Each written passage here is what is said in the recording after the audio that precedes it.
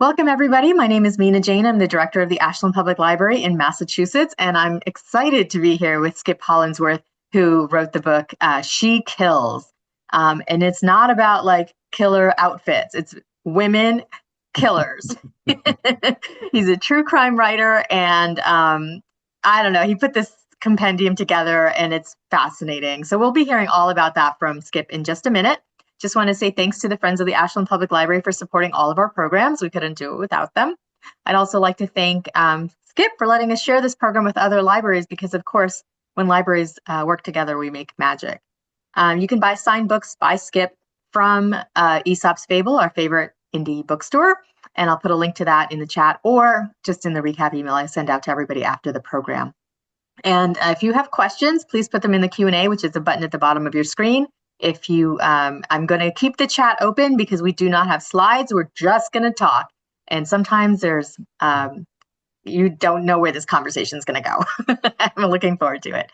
So welcome, Skip. Thank you so much for being here. I know we spoke months and months ago, but your book just sounds really fascinating. So I want to know, who are you and why this book?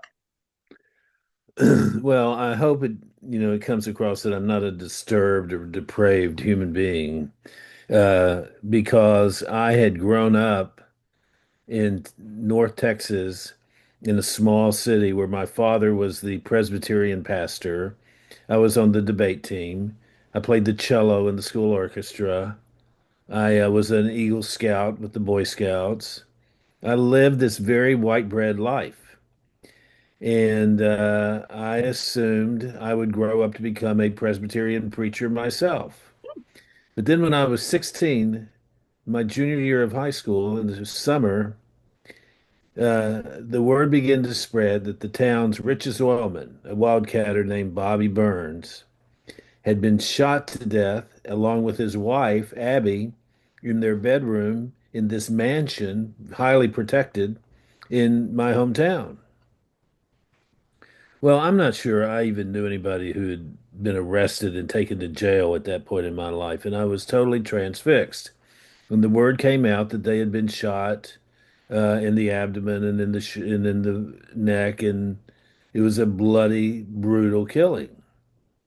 So word began to spread, rumors began to spread that some hitmen had come in and killed Bobby for business rivals because, they were tough oilmen and that the killer could still be on the loose in Wichita Falls, and I was just caught up in the whole thing. And then the story broke again, which was that the wife, Abby, this beautiful woman who shopped, took their private plane down to Dallas so she could shop at Neiman Marcus. Abby had done the shooting. She had shot her husband.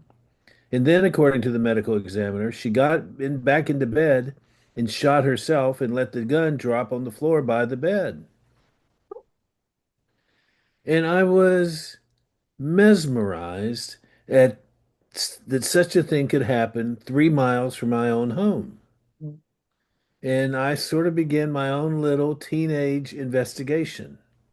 I would swim at the country club pool and I would try to listen to the wives talk about rumors they had heard about why this woman, Abby, would have done this killing because she was well liked, she was poised, she was full of sophistication. She had, I think, grown up in the Northeast. And what had happened? Well, I never found out. And, reporters also began to come into town to try to find out what had happened to the famous wildcatter Bobby Burns and his wife. And there was no answer that anybody seemed to be able to get. Well, I went off to college.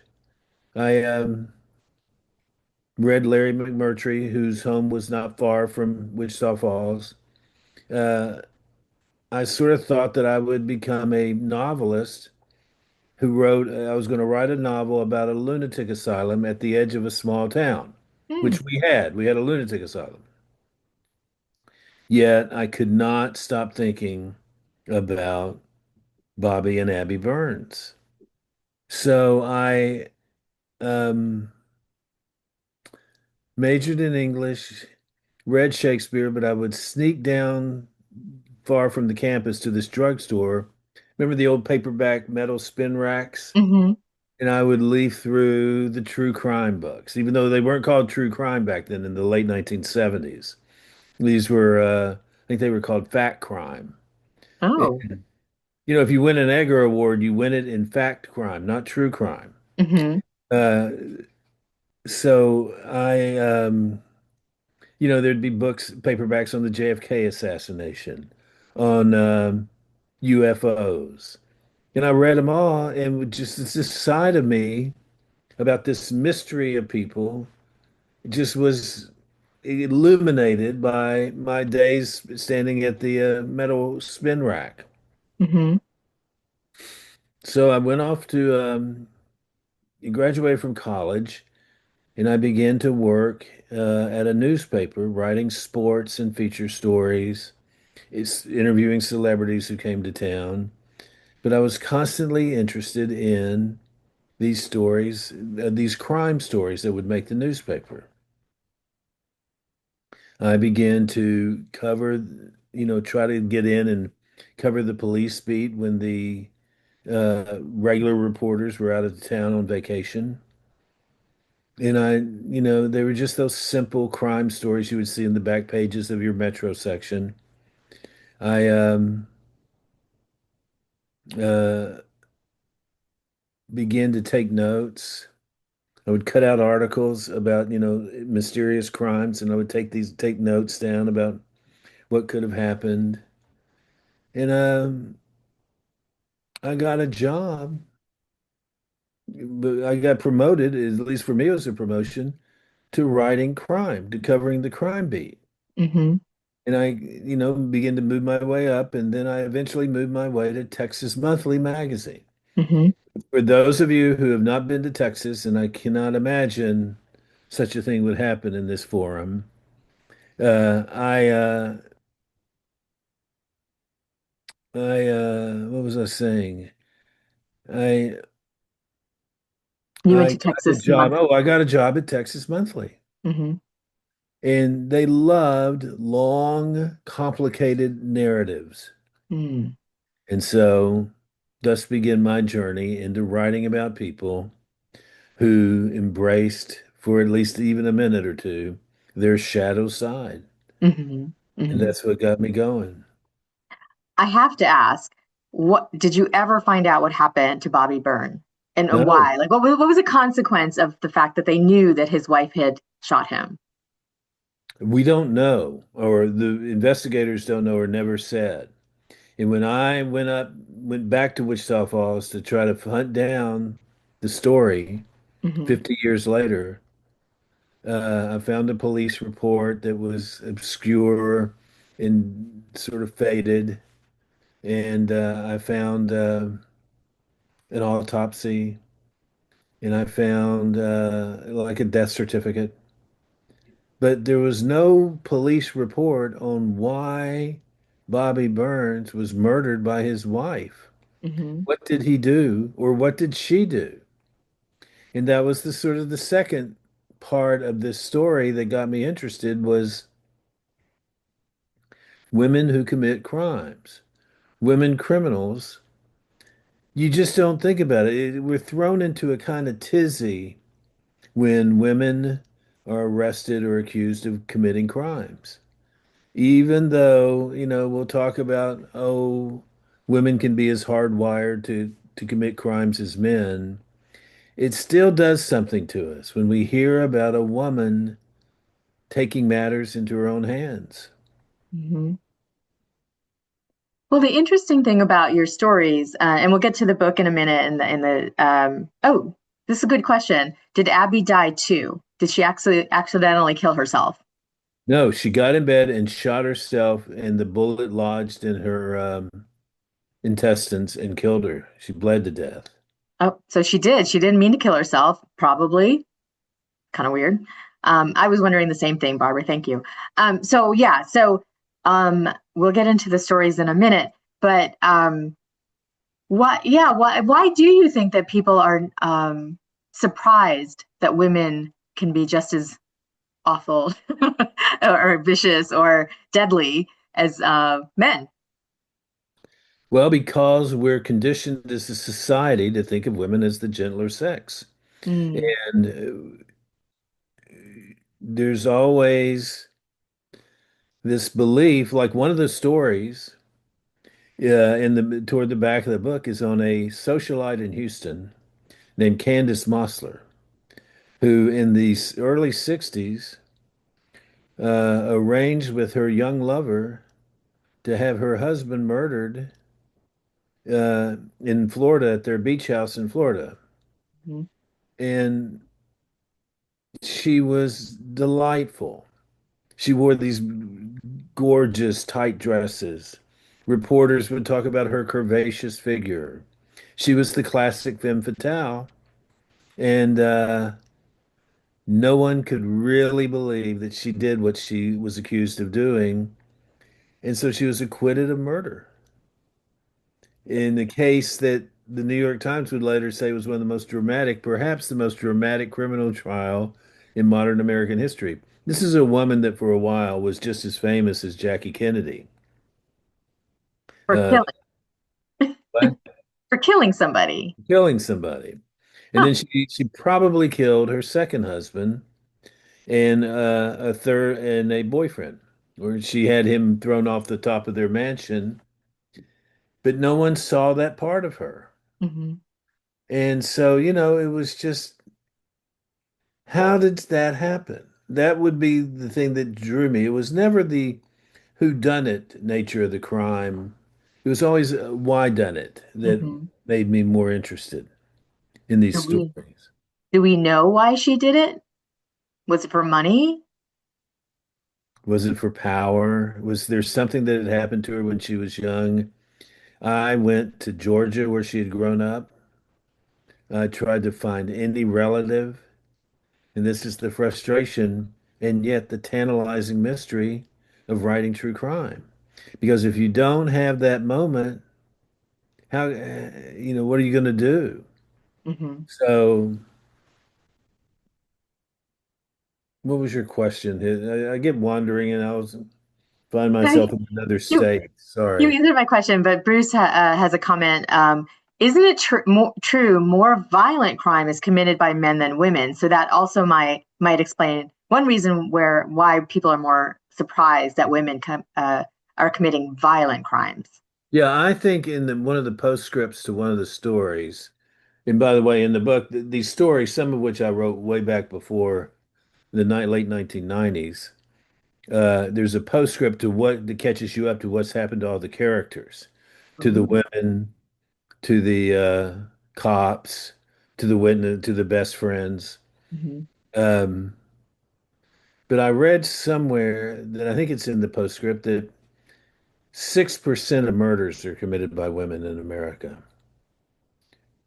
Six six Yeah. percent. See if one of your expert library attendees will disagree with that, but I think it's 6%.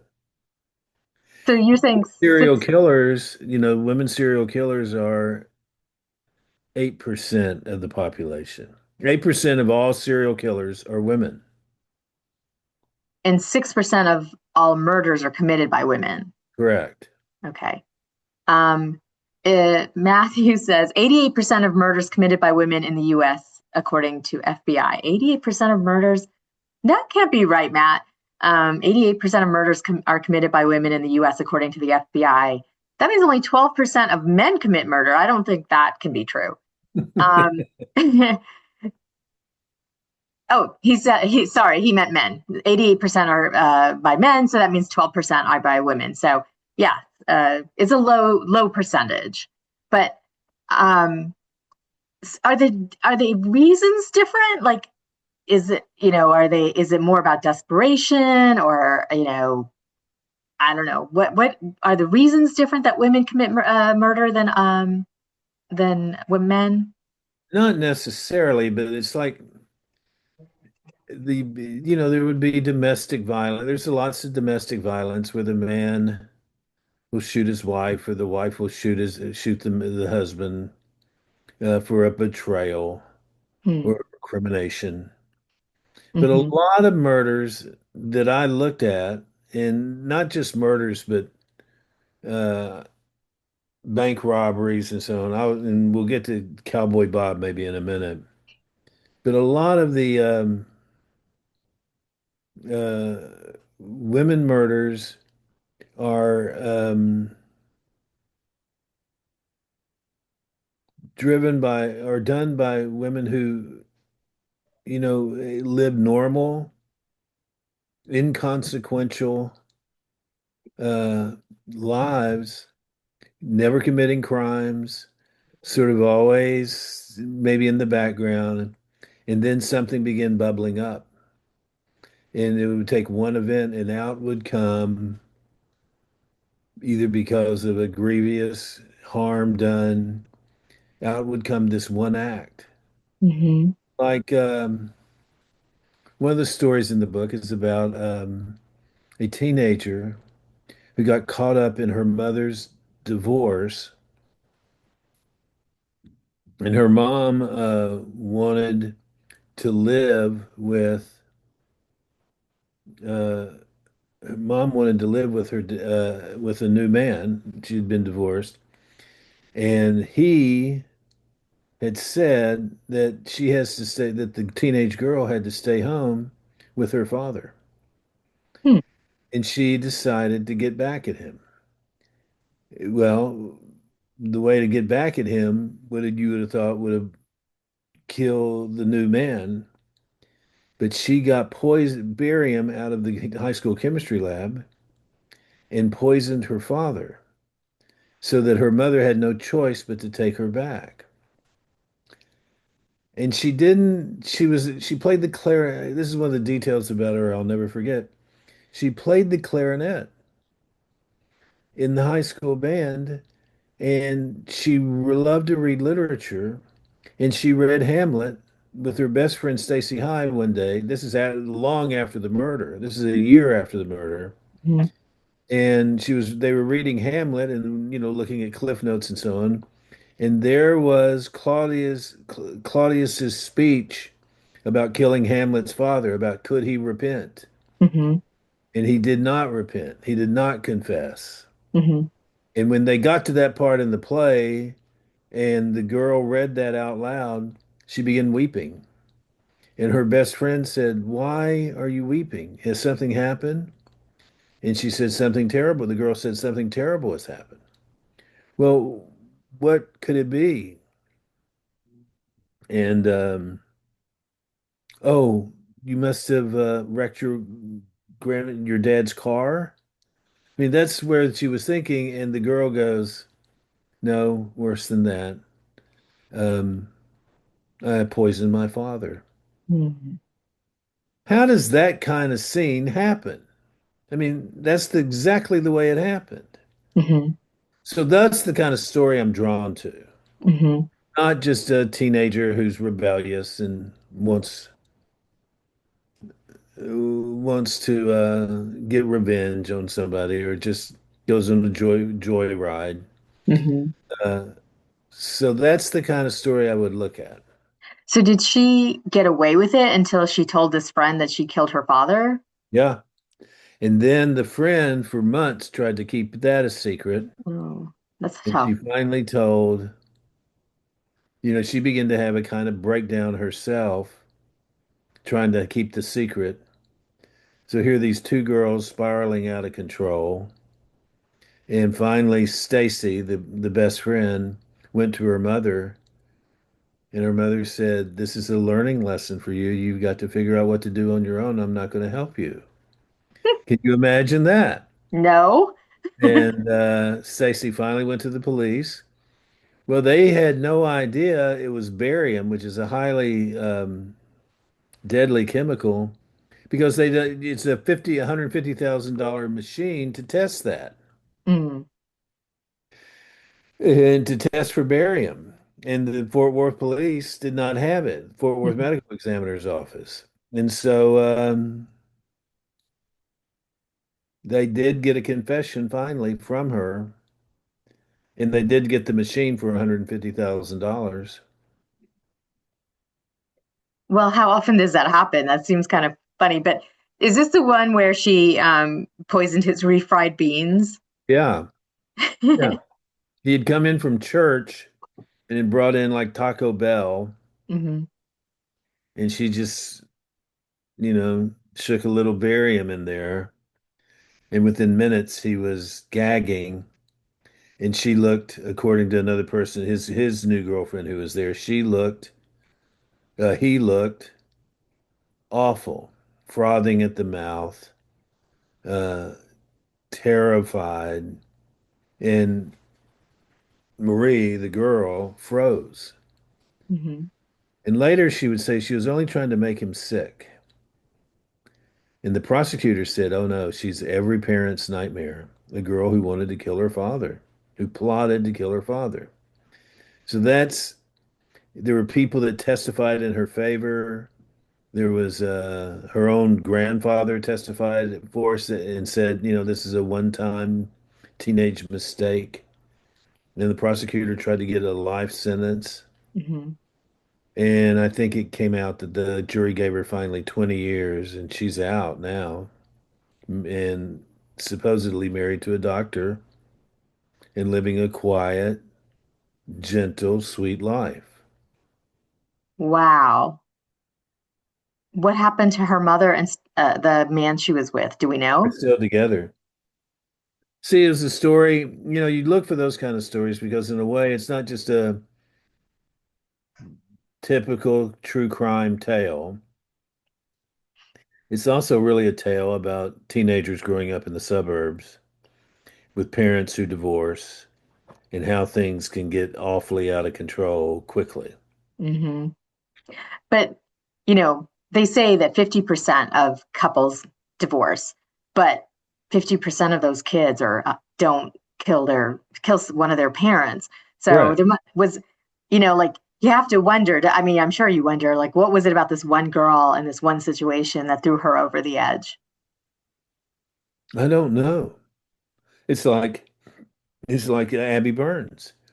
What made her kill her husband? I mean, there's rumors in my hometown that are incredible about what possibly could have happened. All of them libelous, otherwise I talk about them.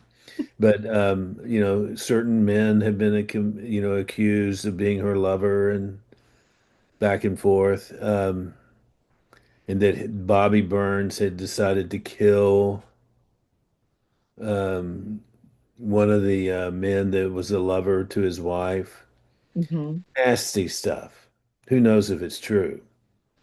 I mean, if it is true, then it's explainable, but I sort of like these stories that aren't that explainable.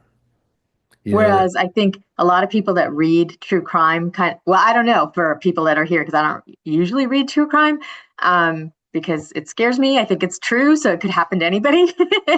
um, but most of us want to have an understanding of why that person did that thing so that we can keep a lookout for it. Is right? Like people in the audience, let me know if I'm off on that. Um, that's one of the big arguments in favor of true crime is that it prepares a reader, it makes a reader more aware. And so, you could be more suspicious instead of ignoring what's going on right around you. You might catch on to something. mhm. Yeah, I once interviewed a woman who wrote books about serial killers, and she said that when people read them, then they feel like they have a better uh, idea of what to look out for, so they don't get to be a victim of a serial killer. Right, right. So, But whether that's true or not. those stories are sort of interesting, but not. I would never. I didn't go there. The serial killer that I was most interested in was Nurse. That's in the book. She's got a chapter in the book. Is Nurse Vicky Jackson. Oh, wait, Skip, 1 second. Teresa wants to know, did that couple have any other children? Either the couple, uh, did the girl Marie have siblings, or did the woman have more children with the other guy? The woman, the other guy, the woman's new husband had a son. He might have had two children, but he had a son. And he had said to the son, he said, one of the rules in this family is if you leave and go live with someone else, you can't come back because the son had almost done it. And so when Marie left, Marie came and lived with them after the poisoning. Then when Marie realized that she could not be with living in the same home as the new husband, who she found sort of vile. Mm. Um, the the new husband said, "If you leave, you're gonna not, you can't come back." And Marie left, and Wow. that's when she was staying with her grandfather. Her grandfather. Hmm. Oh, it sounds so. Sorry, it's a little complicated family tree there that I wasn't prepared. No, that's okay.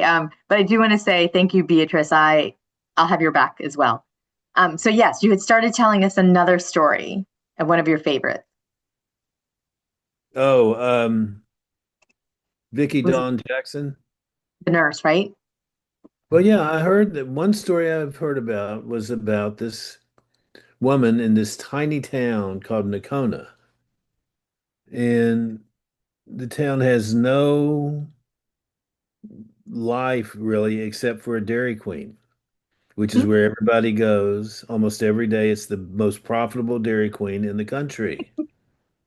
because there's no other place to go eat dinner. Hmm. And so every day there would be this nurse who worked at the Nakona Hospital, one of the smallest hospitals in the state. I think it had 18 beds. And she would come dressed in her nurse's uniform, her nurse's scrubs, always neatly pressed. She would wear a, little dab of cologne that she would get from magazines. You know, remember the old days when Hmm. fragrance samples would fall out of a magazine? So she would put that on. She would wash her hair under the sink with Lady Claire All Blonde that she would get on sale at Walmart.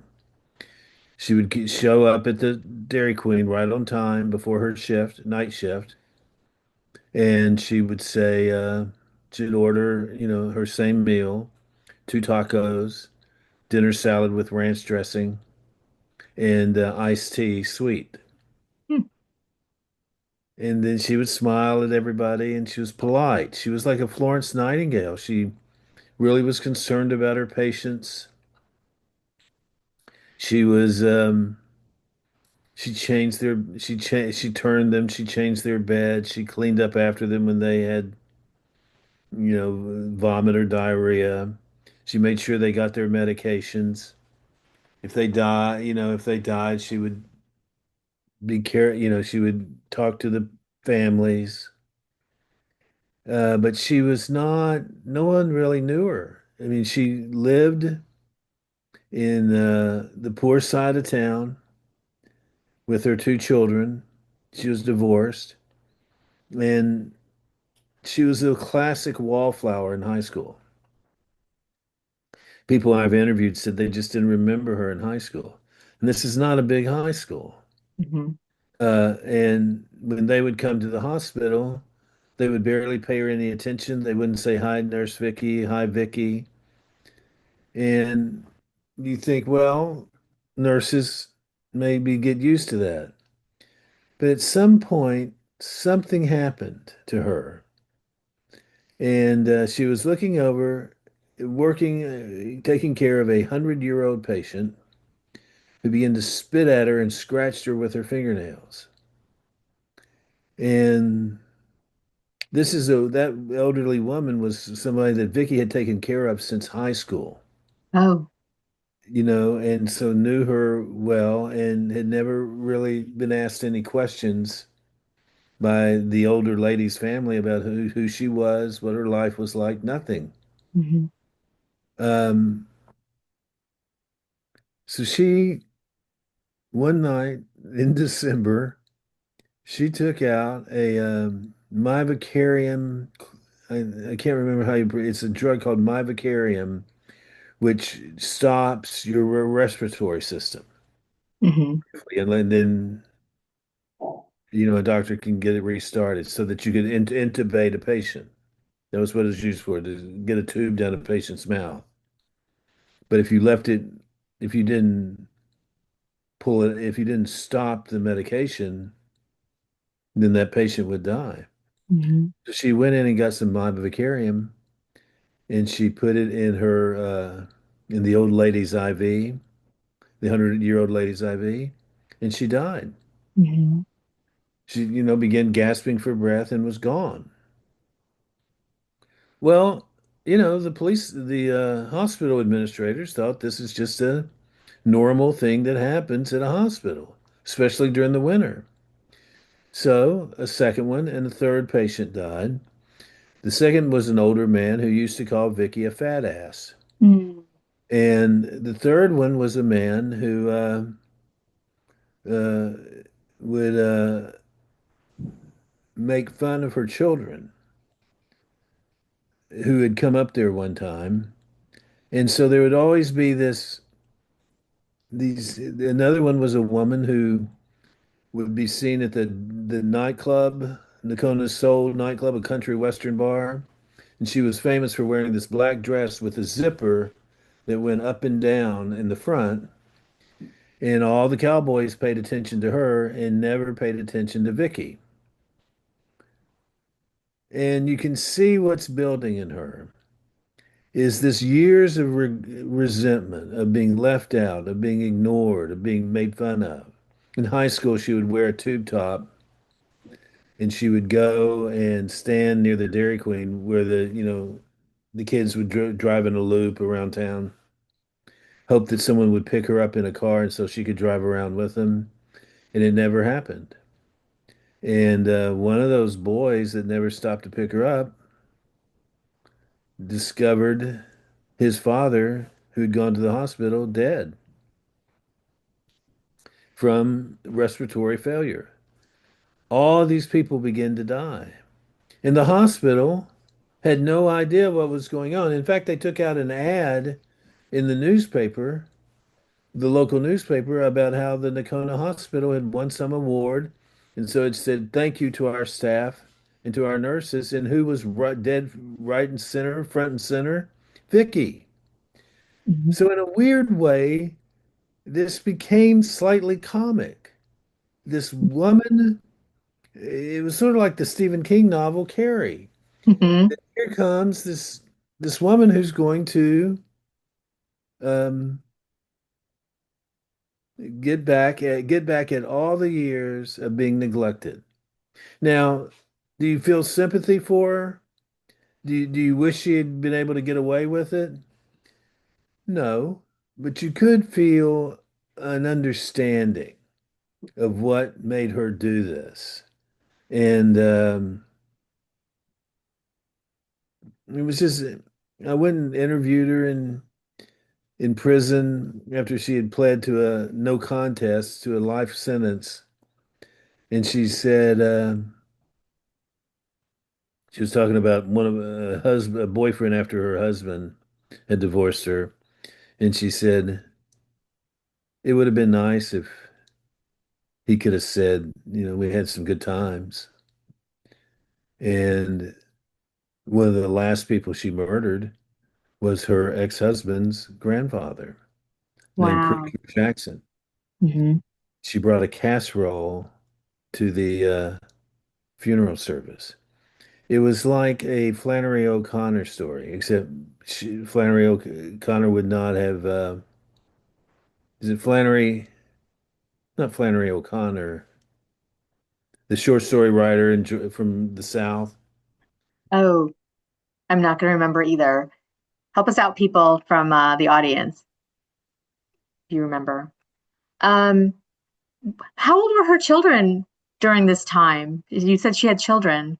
Flannery O'Connor, yes. Yeah, Flannery O'Connor. One of the children was going to the Navy because she knew something was wrong with her mother, and she read a report.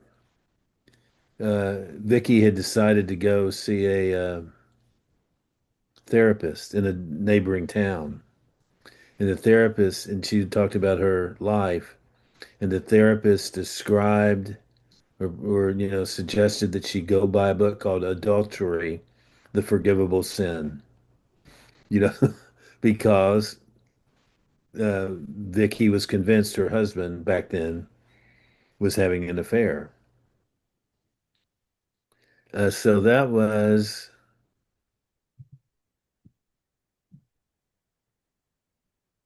what? That was the 10th person she murdered. And even after she was arrested, and she got out on bond, she wasn't arrested. She got out somehow on bond. She showed up at the Dairy Queen, still smiling. And then she went to work at a drugstore in another neighboring town until they realized she was stealing medicines from the shelves in the drugstore to Hmm. keep killing.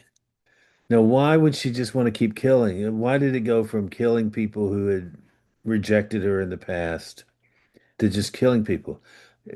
Don't you think she found some sense of power Hmm. that she had never known before? Yeah. But Some sense of control?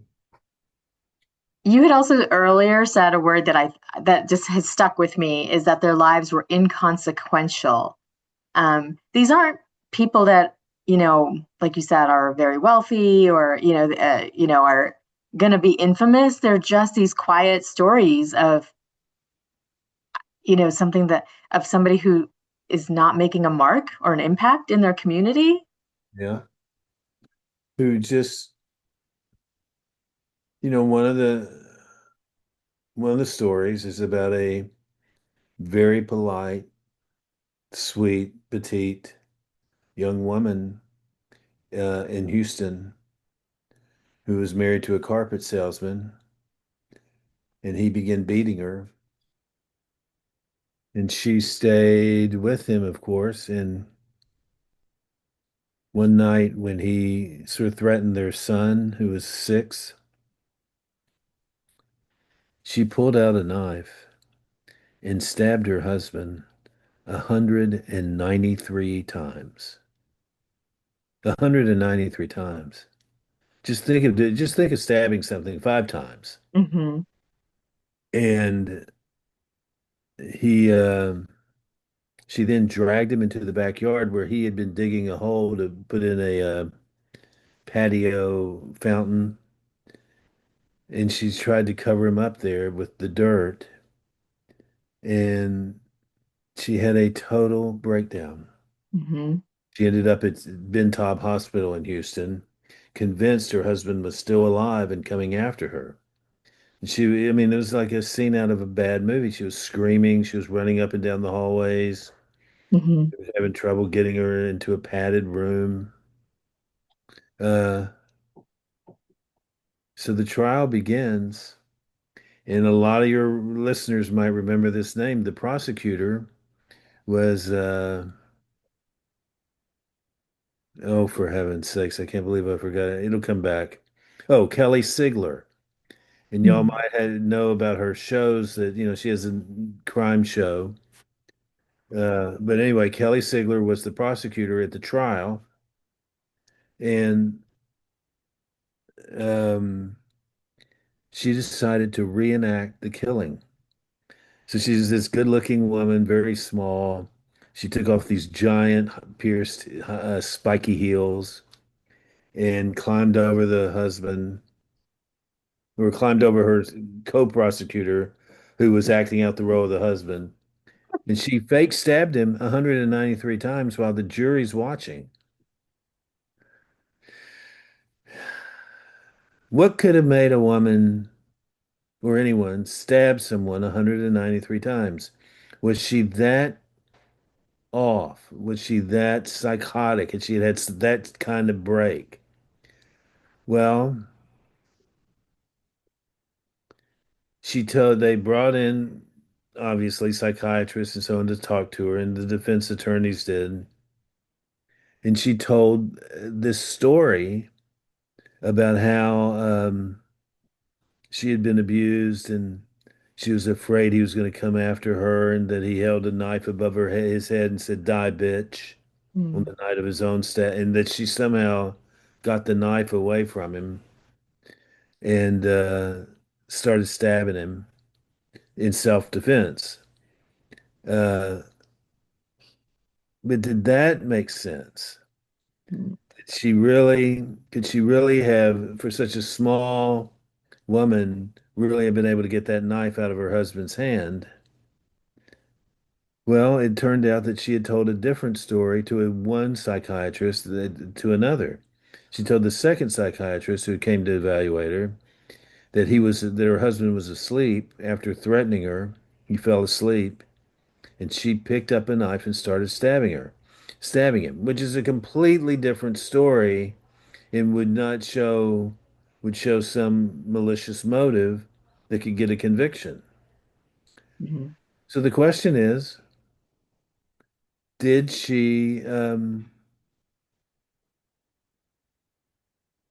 did she oh did she make up a story just to win her case? And a new defense attorney got a retrial,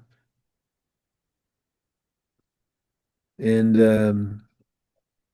they brought in more experts because they didn't have enough experts on battered women syndrome mm, to talk to the jury about what women syndrome can do to a battered woman, how that woman could be affected. And because even those who defended her said, doesn't the fact that she would stab him 193 times suggest some pathology that had developed? Well, at the retrial, she had originally gotten 25 years. At the retrial, she got 20 years. And she disappeared into the prison system. And I went and saw her, and the first thing she said was, "Do you know how my children are doing?" And it was her son and daughter who she's never heard from or seen since, mhm, because the dead husband's parents have made sure through court orders to keep her away from them, even when she gets out of prison. mhm, So we were all standing there on the day that she was to be let out of prison, and she got into a car and took off and came back to Houston and got out. And someone said, "Do you have anything to say, Susan?" And she says, "Please, for my family, let us be alone." And so we'll never know what happened that night. And battered women syndrome still is this highly, for reasons I'm not sure of, it's still this highly controversial diagnosis. mhm, And when you hear stories about how he would lock her up and hit her in places where no one could see the bruises, stories that we all know sort of by rote now, and that one haunts me a lot, mhm. you know? Yeah, that would. Um, our audience definitely wants to know about the son. Did he watch? Was he a witness to the stabbing? No, she said she put him back into the room, into his bedroom, and then they had their fight. Hmm. The son had come out because he heard noise and he wanted to know what had happened. There was arguing, and so I guess that woke him up, and he came out, and she put him back in the bedroom, and that's when the husband said, "Die, bitch," Hmm. and she retaliated. And I watched her when I went to interview her in prison. I mean, she seems so quiet.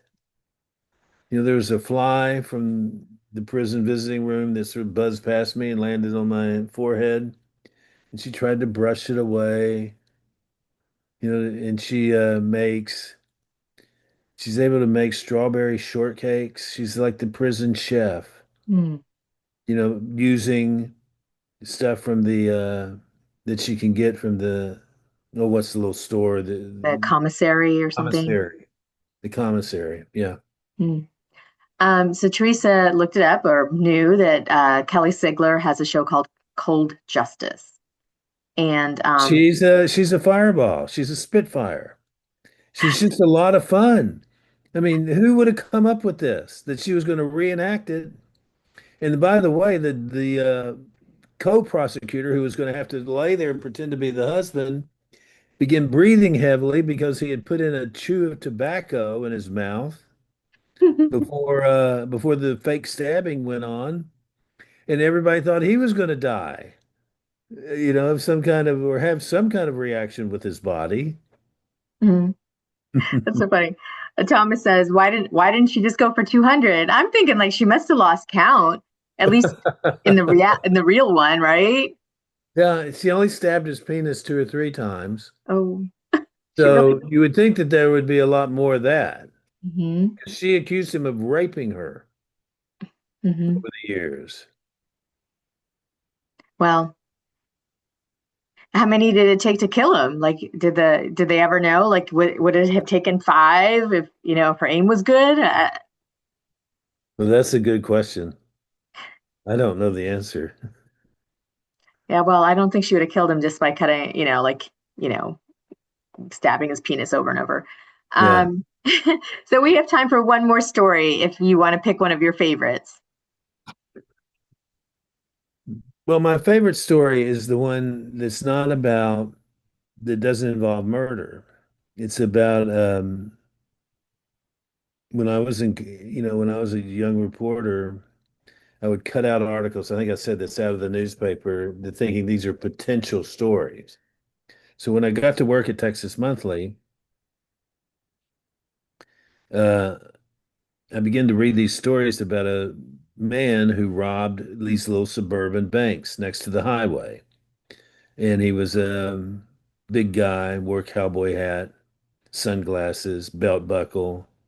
He was cowboy boots, sort of thick around the waist.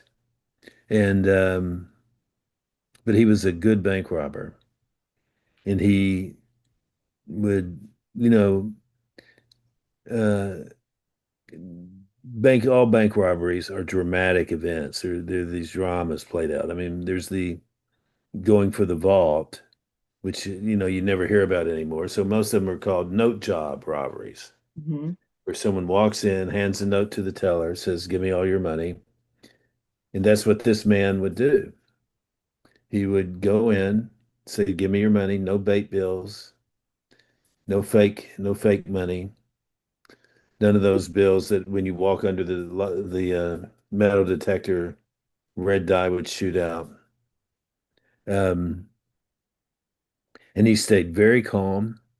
He never lifted his head, so you couldn't see his face on the cameras.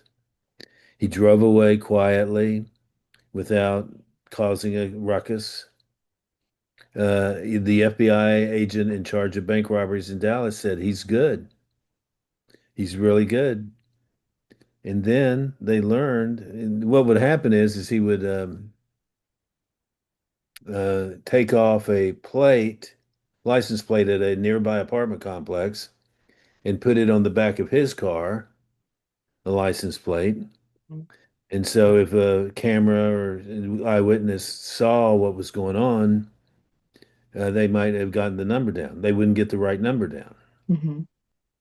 And the FBI began calling him Cowboy Bob, and he robbed like 7 to 10 banks over a few month period until after the last one, the plate that he had stolen must have fallen off, and someone was able to read the real plate, and the police pulled up on this apartment complex, and there was a woman smoking Merit cigarettes and drinking Pepsi. And the FBI agent looked at her and noticed some gray glue Hmm. where they could have been holding that beard. And they opened up a closet and there was the cowboy hat. And there was a towel that had been wrapped around him. And he turned to this woman who had been in the apartment and says, Where's your boyfriend or your husband? Because now the FBI agent thought it was a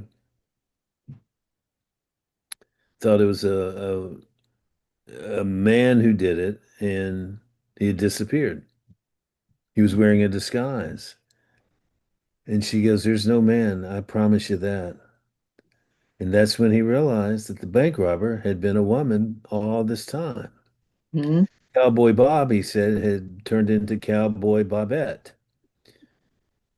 Well, it caused, a lot of attention. Press arrived, but she didn't do, her name was Peggy Jo Tallis. She was a middle-aged woman. She didn't do any interviews. She went to court, pled guilty.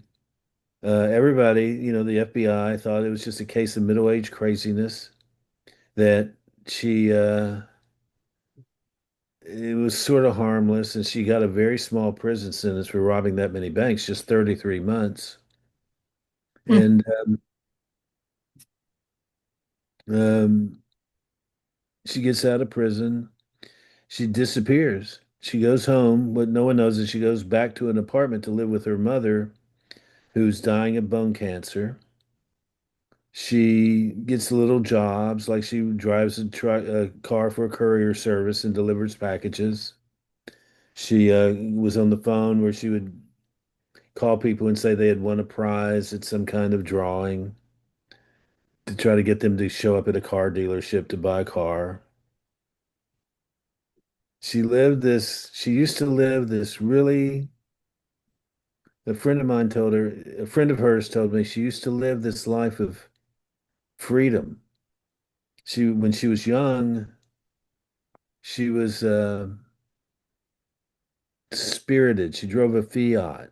Hmm. She raced cars to the stop sign. Hmm. She went to see the Rolling Stones.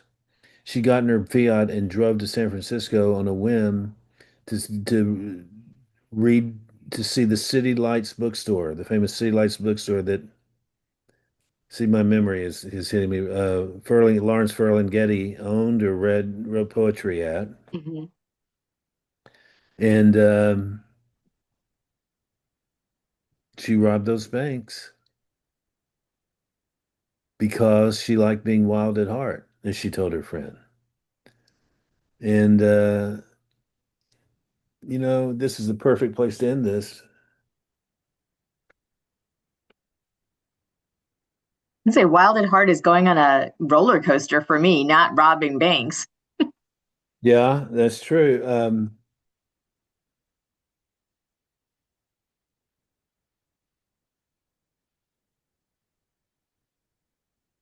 So she goes off. She comes out of prison after her 33 months in prison. She lives this incredibly quiet life for a woman who used to rob banks. She has this job. She works behind the desk at a Marriott, one of the lower end Marriotts. And I just thought, I was one of those who thought, what happened to her? Hmm. Well, the story quickly disappeared because she did no interviews, and I think a true crime writer wanted to do a book with her, and she didn't do it. 13 years later, there was a report of a woman dressed as a man robbing banks in the East Texas town of Tyler Hmm. in 2005.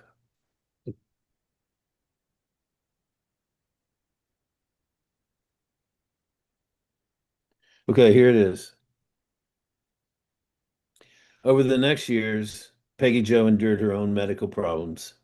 She injured her back and later underwent an emergency mastectomy, which kept her in bed for several weeks. She began taking anti-anxiety medication, in part because she began taking anti-anxiety medication, in large part because her income and her mother's Social Security checks barely covered the bills, especially as her mother's medical costs rose. I think she was beginning to feel like she could never catch up, said Cherry, who occasionally came down from Oklahoma City to visit. Cherry was her friend. and she was too proud to ask anyone for help. She liked helping people. She didn't want people to help her. Cherry paused. And there's another thing that was going on with her. And there was another thing that was going on with her, she finally said. This is hard to explain, but I think Peg was starting to feel, well, like her life was slipping away. Do you know what I mean? It's the way women get sometimes. You get to a place in your life and you start looking back and you say to yourself that it's not working out the way you hoped. You think everything is slipping away and you feel, I don't know, crazy. You want to scream or something. Cherry paused again. I think Peg missed being wild at heart, she said. And Peggy Joe began robbing banks. And she robbed her last one in Tyler while she was driving a getaway car that was an RV, Mhm. an old RV. And to me, the book is worth reading just for that last scene of what happens when she gets cornered by the police. I'm not What going to is, let you got to read it yourself. It's not my writing, it's just the way the story unfolds. so maybe you shouldn't answer this question by Teresa about if she's still living. I will leave that to Teresa to find out for herself. Teresa, you can do it. We have the book in our library. Um, but so I think what I got from that is women. I think this happens to a lot of people as we age. Is we start feeling invisible and Mhm. not, like, what's the point? So I can totally see why she would do that. She had to make some sort of impact, and she probably needed money as well. Well, but I mean, when you rob a bank, you're lucky to get $2,000 from a teller's drawer. Oh, Usually it's $1,000 or less. I mean, it's a teller's drawer. hmm, And yeah. she'd never had ambitions to own a home, to have children. She had been betrayed by a married man who'd come take her to lunch and take her to a motel. And she eventually realized that he was uh, not with her, that he had a wife. Uh, but she wanted to have just enough money to maybe get in that RV and drive across the border to Mexico or to go to, she once went to Florida and stayed on the beach for a while and she wanted to do that again. That was the scope of her ambition. I kind of love that because, well, I don't know, love is the right word because obviously she was had some troubles, but the fact that, we see these big corporations and things doing things out of greed, but she wasn't. She was just doing something wild at She heart. was being wild at heart. Yeah. The fact that she never finished high school, but she drove her Fiat to go to the City Lights, is it City Limits? City Lights bookstore, Hmm. famous bookstore back then. And that's where Lawrence Ferlinghetti wrote that poetry about living, driving down bland highways with bland billboards on the side of the road. That was what she was doing. Hmm. Well, some people will kill for books. I'm just saying, Saying that's as the a way to librarian. live. Skip, this has been fascinating. Thank you so much for spending your hour with us. I highly recommend you all read this book just to find out about the bank robber, but also just to read all the rest of the stories. I think there's what, 14 or No, 17? just seven or just seven. Seven. Oh, okay. Oh, Want we to got to skip half of them, and that's the way books work now, right? read. Well, hopefully, maybe there'll be a sequel, with seven more. There's seven out there. That's true. That's right. Well, thank you so much. Thank you Thanks, all Nina. for being here with us and for all of your wonderful questions, as well as comments and help with all of our questions when we didn't know something. Um, Skip, I will look forward to maybe seeing those other seven at some point. Good. Keep that library going. That's my Make sure plan. the heater works this winter. Yep, yep. We would not be able to work without it. Anyways, have a wonderful night, everybody. Thank you. See you later. Bye.